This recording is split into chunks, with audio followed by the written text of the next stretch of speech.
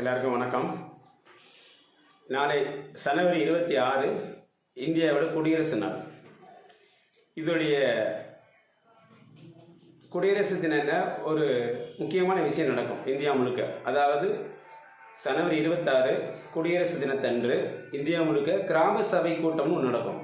கிராம சபை கூட்டம் அப்படின்னா என்னென்னா, பார்லிமெண்ட்டுக்கு இணையாக இந்த கிராம சபை கிராமத்துக்கு பயன்படும். உங்கள் கிராமத்தில் என்னென்ன வேணுமோ என்னென்ன வேண்டாமோ அதெல்லாம் இந்த கிராம சபையில் அந்த ஒரு புத்தகம் வச்சுருப்பாங்க. அந்த நூலில் எழுதி கிராம மக்கள்லாம் கையெழுத்து போட்டுட்டீங்க அப்படின்னா அந்த திட்டம் வரும். வேணாங்கிற திட்டம் வராது, அவ்வளோதான்.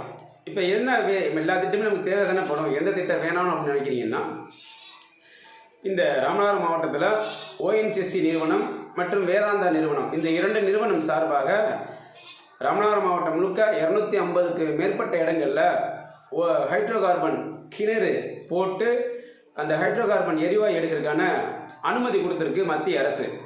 மத்திய அரசு கொடுத்த அனுமதிக்கு சுற்றுச்சூழல் அனுமதிக்காக நம்ம தமிழ்நாடு அரசுக்கிட்ட அந்த ஓஎன்ஜிசி நிறுவனம் காத்துக்கிட்டு இருக்கு. இந்த தமிழ்நாடு அரசும் ஒரு ஆய்வுக்குழு போட்டு இந்த ஹைட்ரோ கார்பன் எடுப்பதனால மண்ணுக்கும் மக்களுக்கும் தீமைகள் இருக்கா இல்லையான்னு ஒரு ஆய்வுக்குழு போட்டு அதை ஆய்வு பண்ணியாச்சு. அந்த ஆய்வுக்குழும் இது மக்களுக்கு எதிரான திட்டம், இந்த திட்டத்தை நிறைவேற்றினா விவசாய நிலம் பாழ்படும், அங்கே வாழும் உயிர்களுக்கு நோய்கள் வரும், உயிர்கள் சேதப்படும், இப்படி பல்வேறு பிரச்சனைகளை பற்றி அந்த ஆய்வுக்குழு முடிவு பண்ணி அதை ஒரு அறிக்கையாக தமிழ்நாடு அரசு சப்மிட் பண்ணியாச்சு. இப்போ சப்மிட் பண்ணிட்டாங்க அப்படின்னா அதை உடனே தமிழ்நாடு அரசு நிராகரிச்சு நினைக்கிறீங்களா? அப்படி செய்ய மாட்டாங்க. அந்த திட்டத்தை வேறு வழியில் எப்படி கொண்டு வரலாம் அப்படின்னு யோசிப்பாங்க. இப்போ மக்களை சம்மதிக்க வைக்கணும், மக்களை இதில் ஏற்றுக்கிற மாதிரி வைக்கிறது. அப்போ என்ன செய்வாங்கன்னா, வேலை வாய்ப்பு தர்றோம், உங்களுக்கு அது வரும் இது வரும், சாலை வசதி பெருசாகிடும் அப்படின்னு நிறைய ஏமாற்றுவாங்க. அதனால் எதையுமே நம்ப வேணும். இந்த ஹைட்ரோ கார்பன் திட்டங்கிறது முழுக்க மக்களுக்கு எதிரானது, மண்ணுக்கு எதிரானது. அவங்க பல ஆயிரம் லிட்டர் தண்ணியை, பல லட்சம் லிட்டர் தண்ணியை உள்ளே செலுத்துவாங்க. பல வகையான ரசாயனங்களை உள்ளே செலுத்தி இந்த ப்ரெஷர் சொல்லுவோம்னா அழுத்தம் கொடுத்து உள்ளுக்குள்ள உள்ள கழிவுகளை மேலே கொண்டாந்து அதன் பிறகு பல குழாய்களை உள்ளே செலுத்தி கிட்டத்தட்ட 6-7 கிலோமீட்டர் நீளம், நீங்கள் மனசில் வச்சுங்க, 6-7 கிலோமீட்டர் உள்ள நீளம் உள்ள குழாய்களை உள்ளே செலுத்தி மறுபடியும் அதுக்குள்ள ரசாயனம் செலுத்தி காற்று அழுத்தம் கொடுத்து அதுக்குள்ள அந்த எரிவாயு காற்றை மேலெடுப்பாங்க. அதுபோக எரிவாயு காற்று மட்டும் தான் எடுப்பாங்கன்னு பார்த்தா இந்த ஒரு அனுமதி சீட்டை வச்சுக்கிட்டு பல்வேறு ஹைட்ரோ கார்பன், மீத்தேன், ஈத்தேன், நிலக்கரி இப்படி எல்லாமே எடுப்பாங்க. அதற்கான அந்த சட்டம் அனுமதியை கொடுத்துருக்கு. அப்படி இருக்கும்போது உங்கள் நிலத்தை நீங்கள் பயன்படுத்தவே முடியாத ஒரு சூழல் ஏற்படும், நீங்கள் வாழ முடியாத சூழல் ஏற்படும். அதனால் இதை தவிர்க்கிறதுக்கு நமக்கு உணவும் நீரும் தான் முக்கியமானது உயிர் வாழ்றதுக்கு. அந்த உணவும் நீரும் ராமநாதபுரம் மாவட்டத்தில் எல்லா இடங்களையும் ஓரளவுக்கு கிடைக்குது. நம்மளை இங்கே வைகை நீர் நல்லா பாய்ந்திருக்கும் போது இது முப்போகம் விளைஞ்ச பூமி.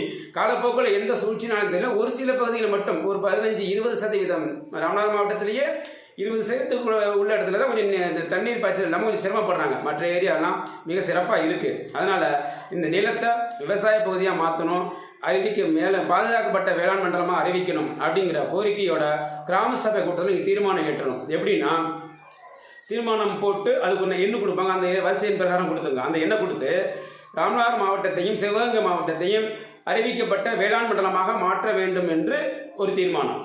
அதன் பிறகு ஹைட்ரோ கார்பன், மீத்தேன், ஈத்தேன், நிலக்கரி சுரங்கம் இது போன்ற பூமியை பாழ்படுத்தும், விவசாயத்துக்கு தீமை ஏற்படுத்தும் அல்லது விவசாயம் பண்ண முடியாத சூழலை ஏற்படுத்தும் திட்டங்களை ராமநாதபுரம் மாவட்டத்தில் அல்லது எங்கள் ஊர் பஞ்சாயத்துக்குள் நாங்கள் விரும்பவில்லை, இது எப்போதும் எங்களுக்கு தேவையற்றதுன்னு ஒரு தீர்மானம் நிறைவேற்றி அதை நிச்சயமாக நீங்கள் மக்கள்கிட்ட கையெழுத்து வாங்கிருங்க. படித்த இளைஞர்கள், இந்த ஹைட்ரோ கார்பன் வந்தால் என்னென்ன தீமை ஏற்படும்? சோமாலியா அப்படிங்கிற ஒரு நாட்டில் இந்த ஹைட்ரோ கார்பன், இந்த இயற்கை எரிவாயு, மீத்தேன், ஈத்தேன் இதெல்லாம் எடுத்ததுனால அந்த நாடு எப்படி ஒரு பஞ்சமான நாடாக மாறிச்சு, மக்கள் உணவுக்காக எப்படி கஷ்டப்பட்டாங்க, உயிர் வாழ்றது எப்படி கஷ்டப்பட்டாங்க. உணவு கிடைக்கும் போது, உணவு கிடைக்காத போது அவங்க கப்பலை வழிமறைச்சு உணவு கேட்டாங்க. அப்போ என்ன செஞ்சாங்க, சோமாலியர்கள்லாம் கடல் கொள்ளையர்கள் அப்படின்னு அந்த ஒட்டுமொத்த உலகமும் அவங்க மேலே திருட்டு பற்றம் ஊற்றி அந்த நாட்டையே இன்னைக்கு ஒரு மோசமான நாட்டாக மாற்றிட்டாங்க. இந்த ஹைட்ராலிக் முறையில் எடுக்கிறாங்க இல்லையா இந்த ஹைட்ரோ கார்பன், இந்த செயல்முறையை பல்வேறு நாடுகளில் இவங்க நிராகரிச்சாங்க. பல்வேறு நாட்டில் தடை செய்யப்பட்டிருக்கு. இந்த மாதிரி முறை எடுக்கக்கூடாது, இது நிலத்தையும் நீரையும் பால்படுத்தும், மக்களுக்கு நோய் விளைவிக்கும், தீங்கு விளைவிக்கும், மற்ற உயிர்வாழ் காட்டில் வாழும் அனைத்து உயிர்களுக்கும் தீங்கு வரக்கூடியன்னு சொல்லி பல்வேறு நாடுகளில் தடை பண்ணியிருக்காங்க. நீங்கள் போய் கூகுளில் சர்ச் பண்ணி பார்த்தீங்கன்னா உங்களுக்கு அதில் தகவல் வரும். இந்தியாவிலேயே மத்திய பிரதேசத்தில் போபாலுங்கிற ஒரு மாநிலத்தில் 1984 ராஜீவ்காந்தி பிரதமராக இருந்தபோது ஒரு இது மாதிரியான ஒரு பிளான்ட் அதில் விஷவாயு கசிஞ்சு கிட்டத்தட்ட 15,000க்கு மேலே அந்த ஒரு 2 நாள்லேயே இறந்து போயிருக்காங்க. 15,000 பேருக்கு மேலே இறந்து போயிருக்காங்க.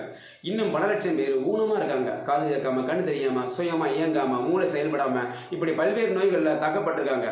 அதனால இவங்க கொண்டு வர விஷயங்களை எல்லாம் நம்மக்கிட்ட வந்து ரொம்ப தெளிவாக தான் சொல்லுவாங்க. நான் இப்படி பண்ணுவோம், அப்படி பண்ணுவோன்னு. நிச்சயமாக அவங்க செய்யறதுக்கான வாய்ப்புகள் குறைவு. இந்த மண் விவசாயத்திற்கானது, இந்த மண் அனைத்து உயிர்களுக்குமானது.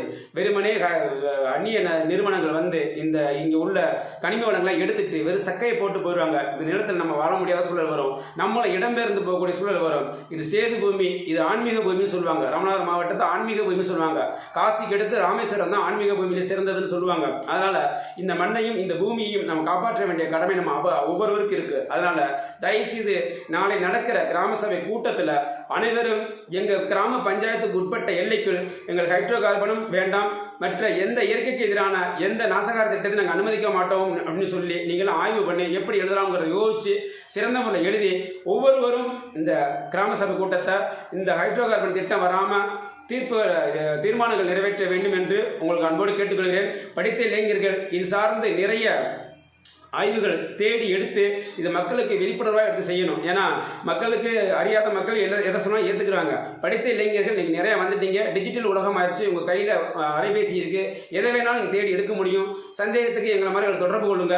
அதனால் தயவுசெய்து நாளை நடக்கிற கிராம சபை கூட்டத்தில் இந்த ஹைட்ரோ கார்பன் நிச்சயமாக வரக்கூடாதுங்கிற உங்கள் பஞ்சாயத்துக்கு உட்பட்ட எல்லைக்குட்பட்ட பகுதியில் வரக்கூடாதுன்னு ஒவ்வொருவரும் தீர்மானம் போட்டால் ராமநாதபுரம் மாவட்டம் அனைத்து பஞ்சாயத்துகளும் இது மாதிரி போட்டுட்டோம்னா நிச்சயமாக அந்த திட்டத்தை எதிர்க்கும் போது நமக்கு இது பெரிய ஆயுதமாக மாறும். அந்த திட்டத்திற்கு ஆயுதமாக மாறும். அதனால இளைஞர்களும் பொதுமக்களும் இந்த ஊராட்சி மன்ற தலைவரும் உபதலைவரும் அதில் உள்ள உறுப்பினர்களும் இந்த திட்டத்தை எதிர்த்து அனைவரும் ஒருமித்த கருத்தோடு இதை வந்து நீங்கள் வேண்டாம் என்று சொல்லி தீர்மானம் ஏற்றும்படி உங்கள் அனைவரையும் தாழ்மையோடு கேட்டுக்கொள்கிறேன். ராவணன்குமார், மக்கள் பாதை.